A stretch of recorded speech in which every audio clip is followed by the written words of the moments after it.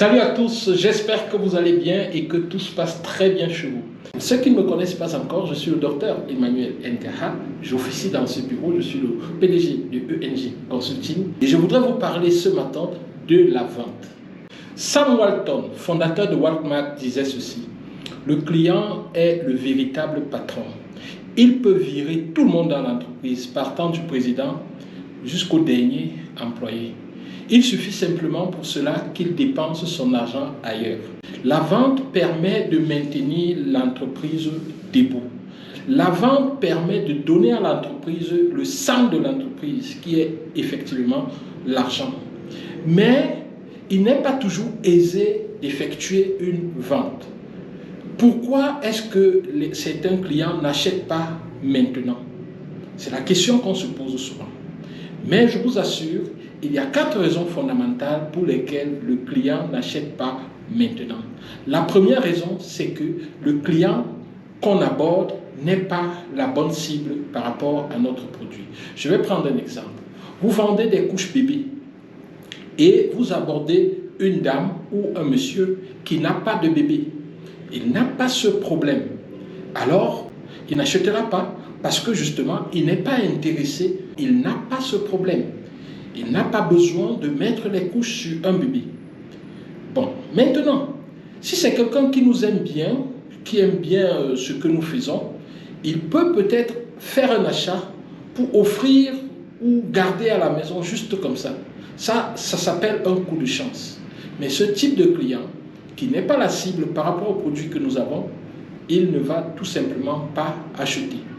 La deuxième raison pour laquelle le client n'achète pas, c'est que le client est effectivement la bonne cible, mais malheureusement, il n'a pas le budget pour faire l'achat. Donc, vous abordez quelqu'un avec des couches bébé. Peut-être votre paquet de couches coûte 10 000 francs.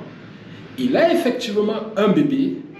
Le bébé a effectivement besoin des couches, mais il a l'habitude d'acheter des couches, des paquets similaires à 6 000 francs. Celui-là peut ne pas acheter votre produit faute de budget. Pas faute d'intérêt, mais faute de budget. Maintenant, quelle est la troisième raison pour laquelle le client n'achète pas maintenant? Le client peut être la cible. Il peut avoir le budget, mais il ne croit pas trop en ce que vous dites. Ou alors, il se dit oui, c'est ça certainement marché pour les autres, mais ça ne va pas marcher pour lui. Supposons que vous vendez un produit amincissant. Le client est la cible, c'est-à-dire il a un problème de surpoids. Il a le budget, c'est-à-dire qu'il a le budget nécessaire pour faire l'achat, mais il se dit, ce produit a marché certainement pour d'autres, comme vous lui expliquez, mais il se dit, ça ne va pas marcher pour lui.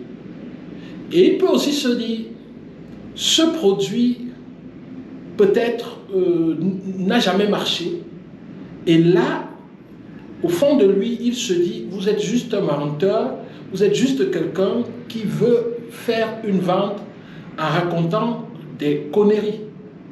Ou alors, il est certain que ce que vous dites est vrai, parce que vous avez certainement des preuves, mais il se dit au fond de lui, ça a marché pour les autres, mais moi, de toutes les façons, chez moi, ce genre de produit ne marche jamais. Et dans ce cas, il ne va pas faire l'achat.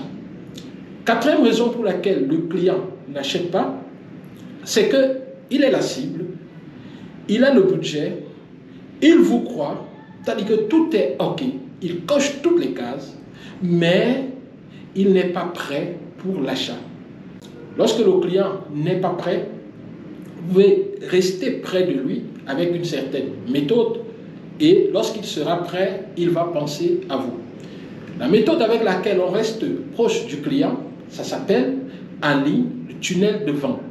Le tunnel de vente, vous gardez le client proche de vous et régulièrement vous envoyez des messages au client par rapport à votre produit. Régulièrement vous relancez le client, vous amenez le client progressivement à se décider pour acheter. vous gardez le client proche de vous.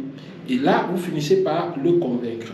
Et maintenant, pour le troisième cas également, vous pouvez amener le client à comprendre que non, vous ne racontez pas des histoires et que le produit peut marcher chez lui. Il suffit juste de le tester. Et pour cela, vous devez utiliser une stratégie intéressante que nous utilisons avec nos clients de ENG Consulting et que nos clients, ceux qui nous font confiance, ceux qui prennent nos formations, utilisent également pour pousser leurs clients à effectuer l'achat. Il est très important d'avoir des stratégies, il est très important de caler des méthodes et d'identifier d'abord le client, de savoir où est-ce que le client se situe, pourquoi est-ce qu'il n'achète pas. Et lorsque vous avez identifié tout cela, vous pouvez vous mettre en route pour amener le client à faire l'achat. Et lorsque le client a fait un achat, vous avez réalisé une vente. Et après la vente, vous pouvez lancer le service après-vente.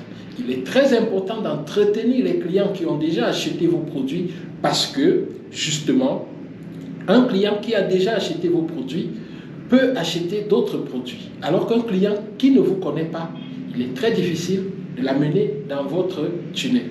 C'est ce que je voulais partager avec vous aujourd'hui.